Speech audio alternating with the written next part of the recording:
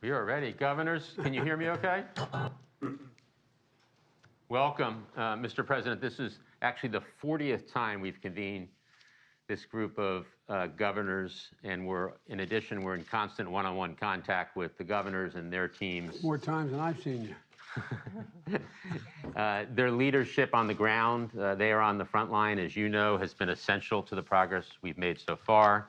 I'm going to turn to Governor Hutchinson, who has done an outstanding job as chair of the National Governors Association, leading this group and ensuring we're all working together every step of the way. Over to you, Governor Hutchinson. Thank you, Jeff. And I want to thank all of the White House team for being such great support to the governors.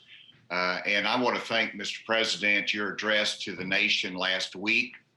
Thank you for your comments designed to depoliticize our COVID response. I think that was helpful. As we face Omicron, the governors and your administration must be working together more closely than ever. I particularly appreciate your comments about increasing the supply chain on rapid COVID tests. This has become a real challenge for the governors. And your task force led by Jeff Zients has been responsive and has kept us informed every step of the way. A good example is this last week, I asked for more monoclonal antibody treatments. We received them last week. Still, we have a limited supply, but the responsiveness is very much appreciated. I would like to give you a glimpse of Arkansas today. First, hospitalizations are down by a half from where they were this time last year, but our Omicron case count and the demand for testing has increased. In Arkansas, we have a Test to Stay school program that's a pilot in 50 schools. We want to expand that. And right now we have sufficient tests to be able to do that. But we also, as governors, are getting pressure to do more, and the need is great to do more in terms of the rapid test and the availability of it. And so one word of concern or encouragement for your team is that as you look towards federal solutions that will help alleviate the challenge, make sure that we do not let federal solutions stand in the way of state solutions.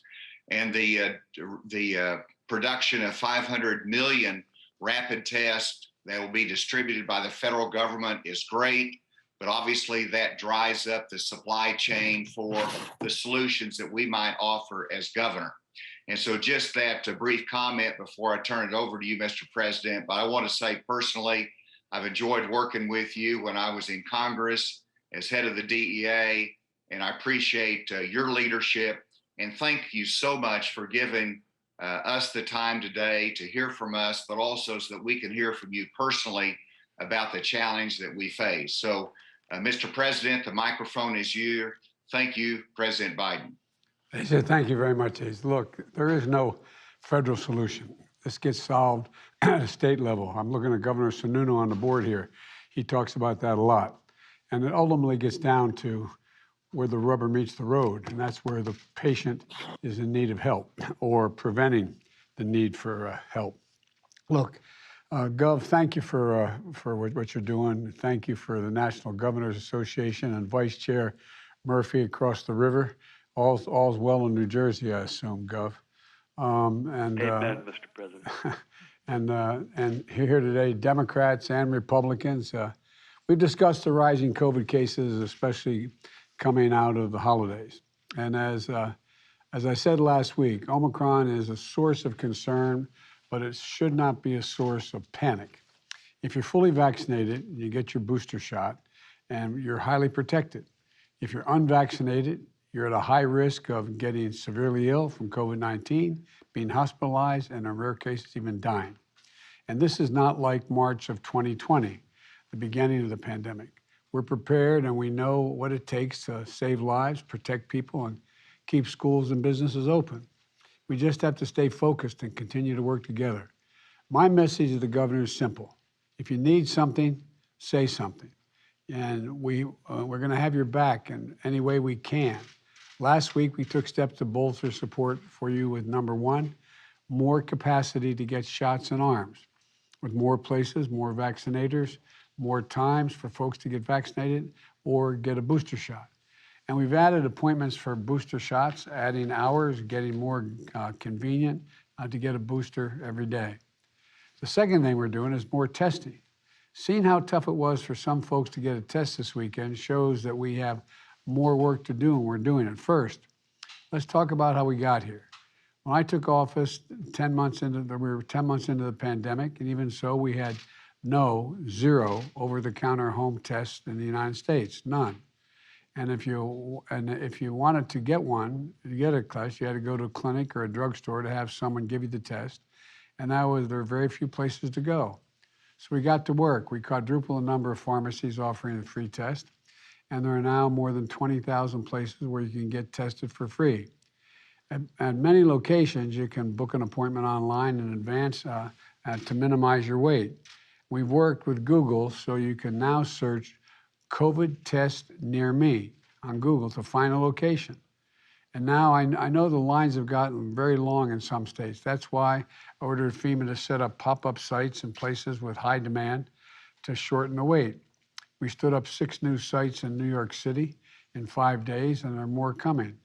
For over-the-counter at-home tests, as I said, there were none when we took office, none.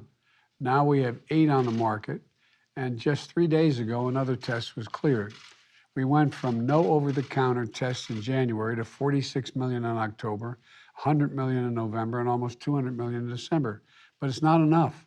It's clearly not enough. If we'd known, we would have gone harder, quicker if we could have.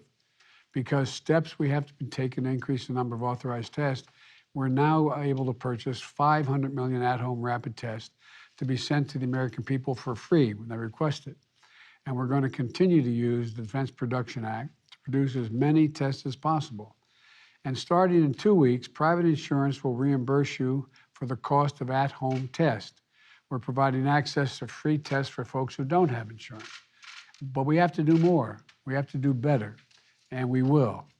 The third point I'd like to make is more support for your hospitals. On hospitalizations, let me start with this.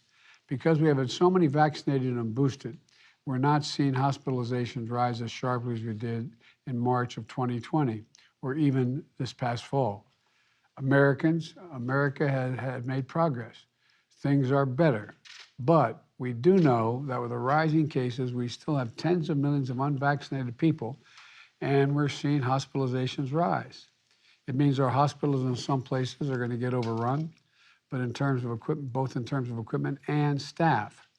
That's why we stockpiled and pre-positioned millions of gowns, gloves, masks, and ventilators.